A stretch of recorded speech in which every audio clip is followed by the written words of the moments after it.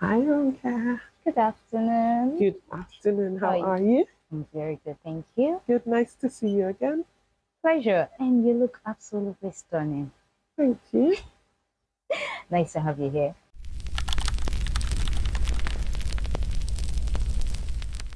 So let's go back to the beginning. How does it feel being a district governor? Wow. It feels like a dream, actually. It's something I never thought I'd aspire to. But as time went on, I just realized I was more and more tuned to being a DG, and I guess it's coming to pass. Like that means we should throw out the celebration. Oh my goodness. So can you tell us a little about your childhood? Things you feel like you can recall, some moments you would like to share with us. Hmm, interesting. I don't have a great memory, but I do have Okay. some memories of my childhood, and some of the most striking ones are with my grandfather, who was a hunter, I mean, a real hunter, and he went into the forest. And this was in Zambia. My mom's from the Western province, so he went into the forest to actually hunt. And in the wee hours of the morning, my dad would have to go and pick him up and pick all the loot from the hunting spree. And Yeah. in that experience, we actually experienced all sorts. We met all sorts of animals: elephants, tigers, antelopes. There's no lion, no animal I haven't seen live, any wild animal. And sometimes we'd have to stop, switch off the engine, be quiet because it's still dark, because it's very early hours of the morning. But those are memories I'll never forget. Which of them seem different from what we get to see from the zoo or at the zoo or on TV? The elephant for me always stood out because from miles away we had it coming. The steps shook the floor because they never came alone, they came in groups. So when they came, it was boom, and the ground was shaking. So we knew there were elephants in the area. Okay, as a child, or when you're still a child, did you ever think of being a district governor? Oh my goodness, not at all, not at all. As a child, I wanted to play, play, play, and more play. But I've always had this thing of empathy. I always thought about others. I've always tried to see things from the other person's point of view. Sometimes it has put me in a lot of trouble, but I guess that's just me.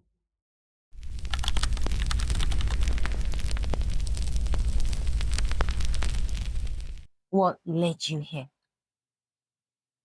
Hmm. I guess life. I moved to Lagos because my husband's work. I had Mm. never lived in Lagos before. And when I moved here, the only family I had outside my real family were my church. And for a few months, it just dawned on me that that couldn't be the only network I've built because I actually went to university in the north. I went to the Federal University of Technology, Nina. So I had very many friends of very different faiths. And obviously, I knew that it wouldn't be only Catholics in heaven. Yeah. So I needed somewhere where I could express my charity more, not just to my faith, but to everyone else. So I looked for a Rotary Club actually, because I was a Rotarian in university. And I called a friend of mine in Port Harcourt who said, "Why don't you join the Lions Club? We do the same charity and we're a bigger organization." And he connected me to someone. And at that point, they were just chartering a club in my neighborhood. So I became a charter member of that club. And that was the beginning of my Lions journey, I guess. Thank you very much for that. Can we get to know about the biggest challenges you've experienced as a Lion member? Wow. That's a very big question. Biggest challenge would be miscommunication. I faced so many challenges just by simple someone not reading something the way you meant it, or someone not understanding an instruction the way you desired it to be. And conflicts have come out of that. And at the end of the day, you realize it was nothing, it was just miscommunication at the end of the day. And how do you address these challenges? Oh, over the years I've learned. Over the years I've learned. You know, I'm a teacher. Yeah. So I have learned that when you're giving instructions, even to adults, even to lions, you need to be as explicit as possible. Don't take it for granted that he'll understand what I mean or she'll understand what I mean. Be very clear, give your parameters and your expectations, and explain exactly what you want to express. I've come to find out that voice notes are really some of the best ways of communicating because a voice note carries your expression as well, unlike a text. If I wrote a text and I said, "Good afternoon, Ronke," and I left a voice note and I said, "Oh, good afternoon, Ronke," you would know the difference. Oh, she's really excited. Yeah. So I've seen that voice notes for me are a good way to communicate where calls can't be. But then with voice notes, you also have records. May we know if there was a certain moment in your life where you had to stop and think within yourself and say, I was born for this? Honestly, yeah, I think it came natural. Every step of the way, I have just found I'm a very religious and faith based person, and I believe I don't believe in coincidence. I believe my steps are ordered by God. So everything that I have passed through, I have been meant to pass through. So yeah,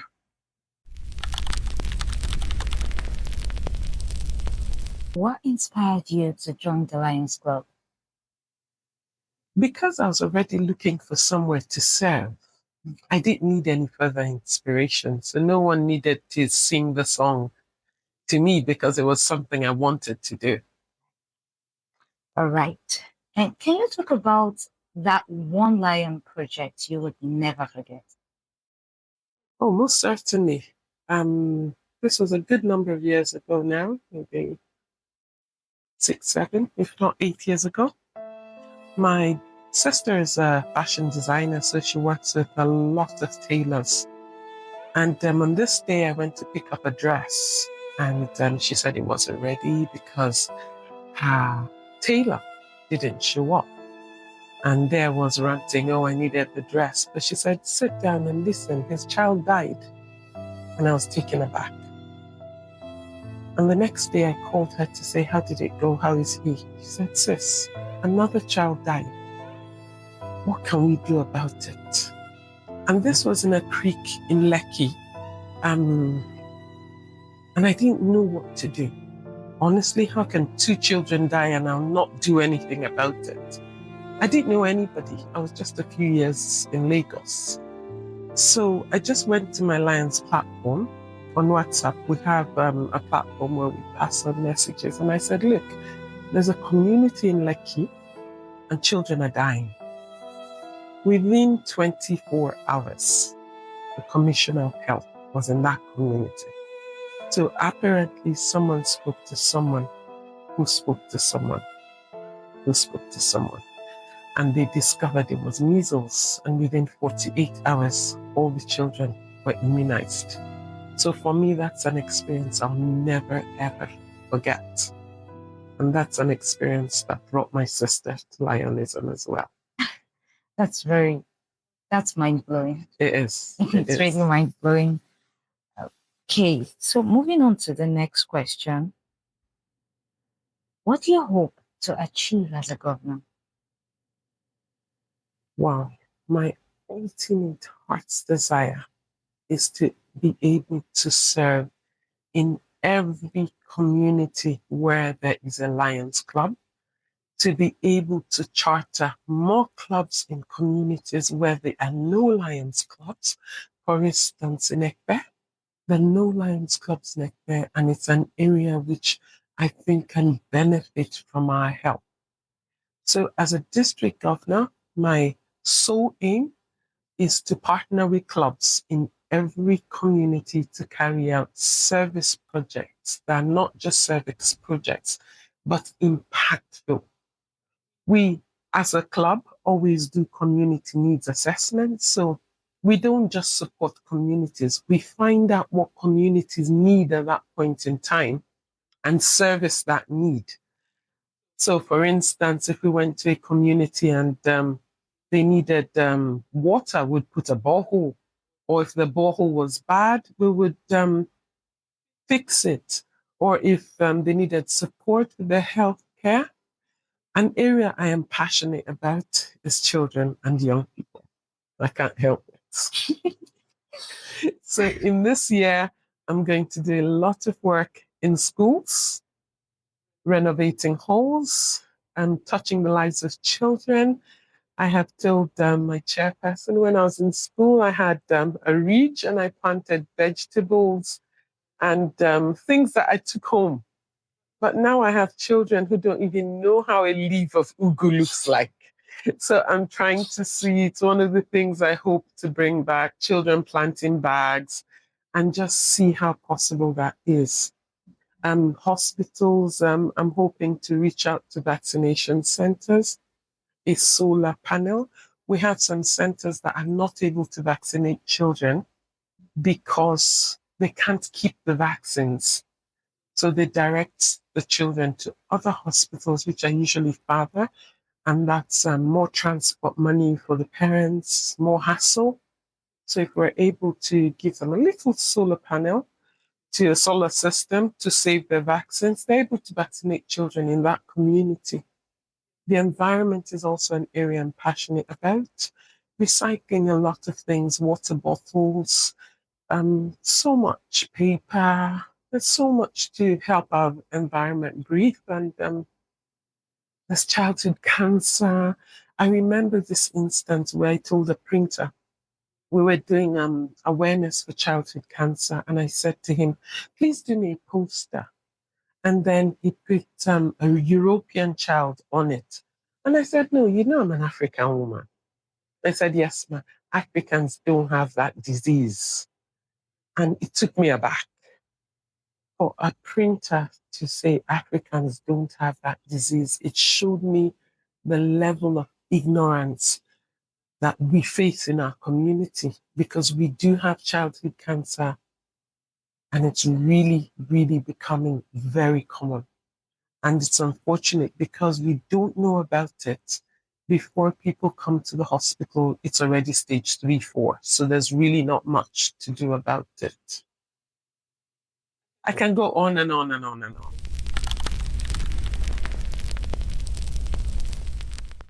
If you can speak to the next generation of lion leaders, what would you tell them? Wow. I would tell them that the youth are our tomorrow and we have to invest a lot more in young people than we're doing right now. In several of our clubs, we have a handful of lions who are under 40. So this year, I actually have an initiative, the New Voices in my district is going to represent the voices of young people. I'm going to get young people together to speak up and be heard.